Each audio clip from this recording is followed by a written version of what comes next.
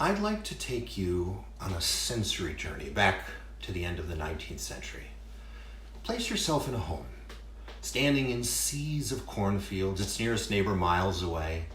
It's so peaceful that leaves can be heard rustling in the early morning breeze outside the window. Let me describe for you an older Victorian structure with a big porch, ornate moldings, wooden columns. The intricate woodwork and the once bright colors are now worn. And a white woman Unitarian minister is sitting in the home in her favorite chair. She is one of the first women of either the Unitarian or Universalist denominations to ever be ordained. She and her sister Unitarian ministers, known as the Iowa Sisterhood, are spreading Unitarianism into the rural Midwest. And as she shifts in the chair, she anticipates that faithful creak. The wood is worn where her hand naturally falls, fitting perfectly, and she wonders how wood can feel so smooth as she mourns the loose threads and the faded pastels of the needlepoint adorned upholstery. And now the morning sun streams through a window, warming her as it reawakens the musty odors of home and hearth. Her spirit is elevated by the colors from the stained glass of the Art Nouveau clerestory window. The refracted sunlight is an otherworldly, yet also very familiar, diluted purple hue. And she remembers this as the glow from an angel's eyes when she was a child in the pews. This window was given to her by her congregation in honor of service when they built a new modern church home. Now framing herself in the angel light, she gathers its energy. As she rises, her neck is relieved of a high chiffon collar, and her torso accepts the discomforting pinch of her corset, and sweat draws down her back, connecting her to her body, deep below the laminations of heavy velvet covering every inch of her. She straightens her clothes and she walks to the door and she opens it. She's immediately gifted with the minty oregano scent of wild bergamot growing in the yard. And then she suddenly realizes why the ethereal purple from the stained glass is so familiar. It matches almost exactly the lavender bloom of the bergamot.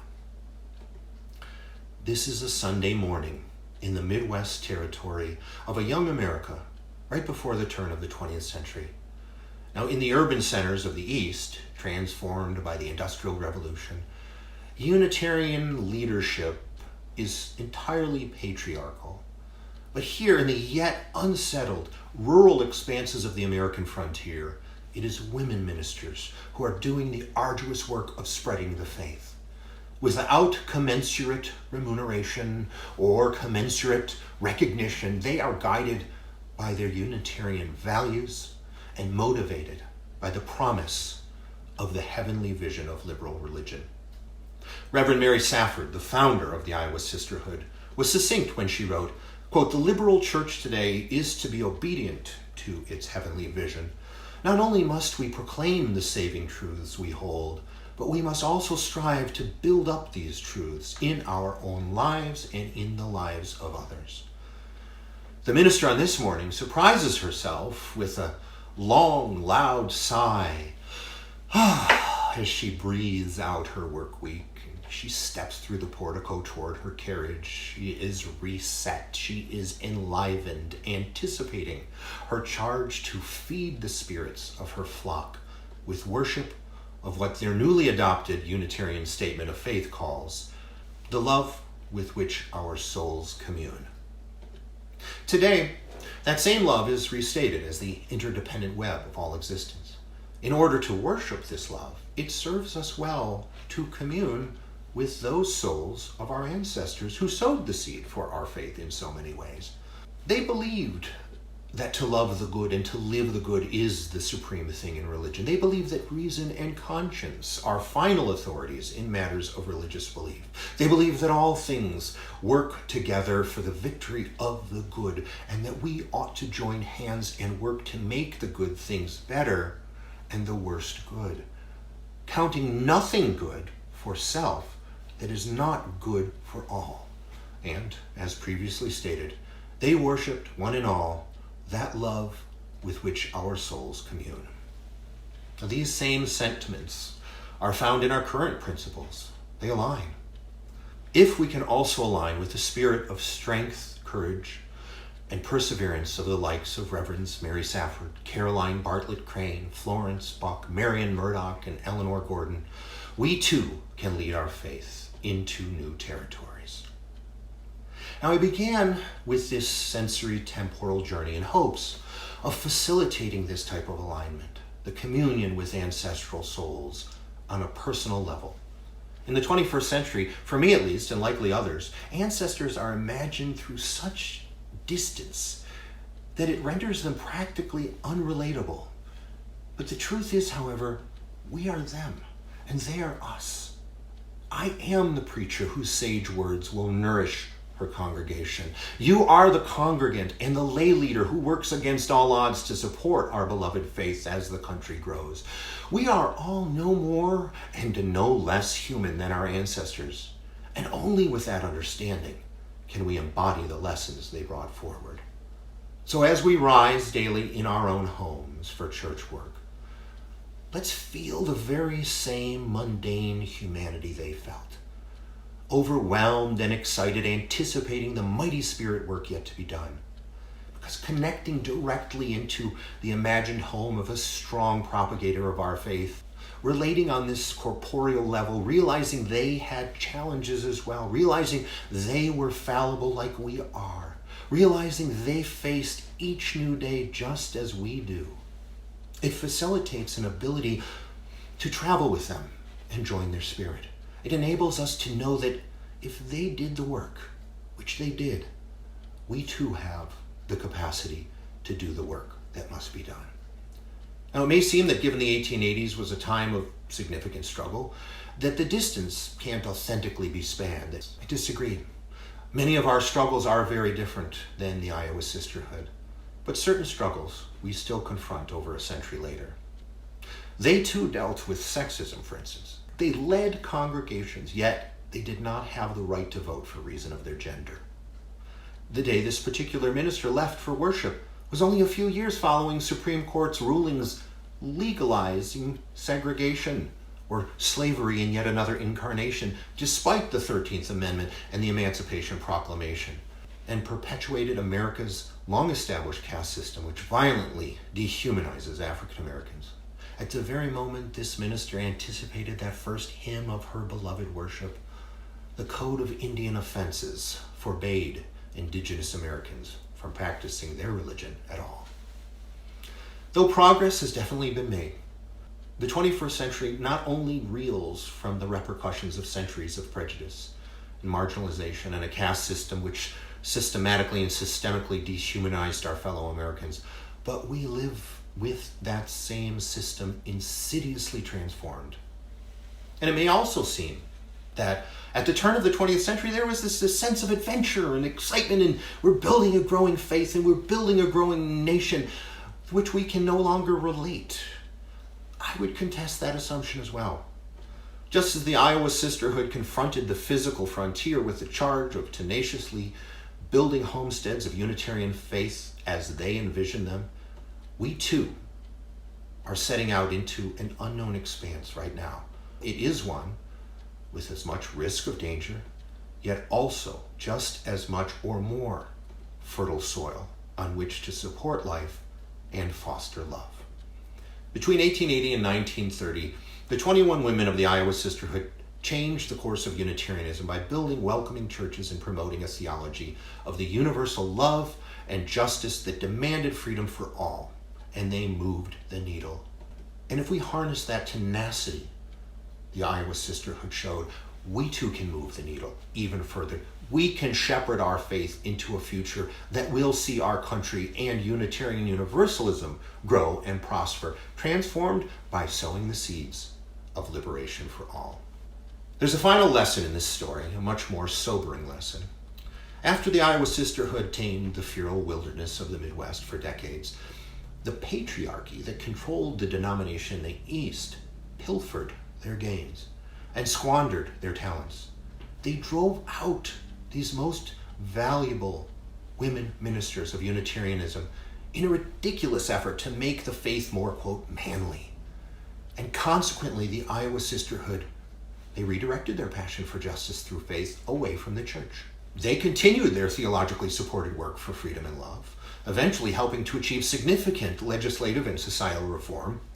Only now, they did so without the continued support and in spite of new obstacles presented by the very faith to which they dedicated their lives, a faith that benefited for decades from their selfless toil. The patriarchy and the status quo were challenged, and Unitarian leadership in the East cowered and fled, fearing change. But just imagine if Boston Unitarian leadership had lifted up these courageous ministers rather than dismissing them. I think we can agree that Unitarianism would have been an even stronger and more diverse faith. For Unitarian Universalism to grow and thrive, we cannot make these same mistakes.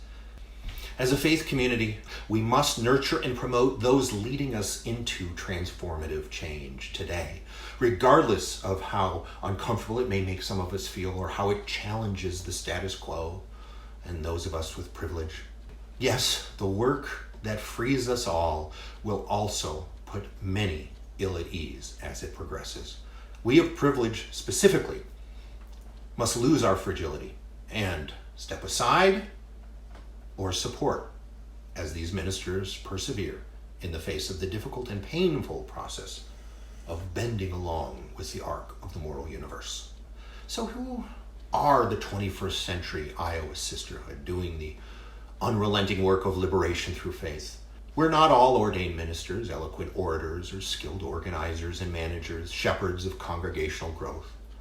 We are diverse, from assorted social locations with various lived experiences and levels of privilege.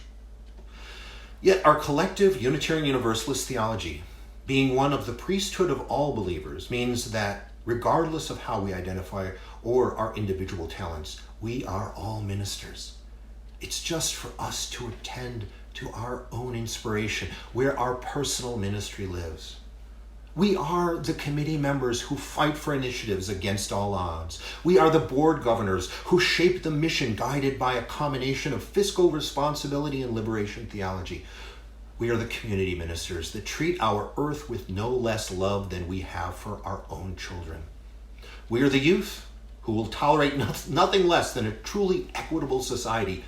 We're people of color, taking the lead in dismantling white supremacy culture.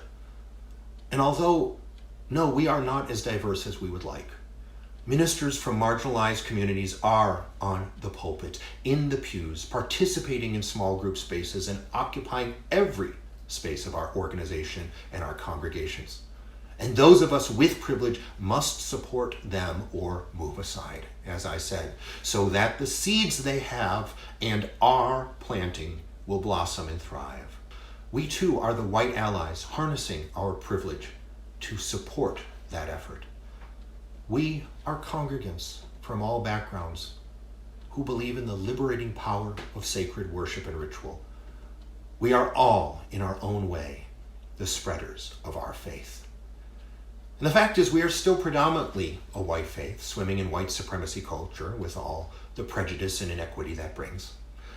The transformative change that manifested as the female ministry of the Iowa Sisterhood, challenging patriarchy, it now takes the form of the vital anti-racist and other liberationist ministries, challenging all bigotry that is both intentional and unintentional, yes, that is both overt and covert.